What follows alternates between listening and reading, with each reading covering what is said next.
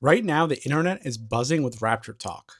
A South African pastor predicted it would happen on September 23rd or 24th, 2025, and TikTok ran with it. The hashtag Rapture has been trending with videos that range from serious warnings to satire. Even major outlets are reporting on the buzz. The date lines up with Rosh Hashanah, a Jewish festival tied to trumpets and renewal.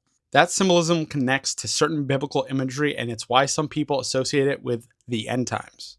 But the New Testament itself warns against exact predictions. In Matthew 24:36, Jesus says, "No one knows the day or the hour."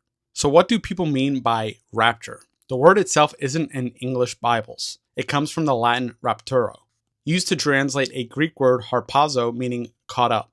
This comes from passages like 1 Thessalonians 4:16 through 17, where Paul writes about believers being caught up to meet the Lord in the air. Another one is 1 Corinthians 15:51 through 52, which speaks of a sudden change at the last trumpet. Luke 17 adds a dramatic image of two people together, one taken and the other left. Not all Christians agree on how or when this happens. Some teach a pre-tribulation rapture where believers leave before 7 years of global tribulation. Others believe in a mid-tribulation or post-tribulation event. Still others, including Catholics, Orthodox, and many Protestants, see the rapture as part of Christ's final return, not a separate event. The modern version of a secret pre-tribulation rapture is relatively new. It was systematized in the 1800s by John Nelson Darby and popularized through the Scofield Reference Bible.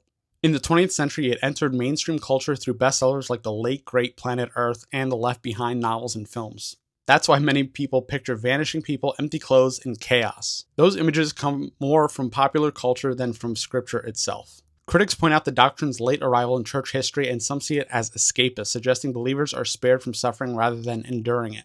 And history is full of failed predictions, from the Great Disappointment of 1844 to countless dates set in the 20th and 21st centuries that quietly passed.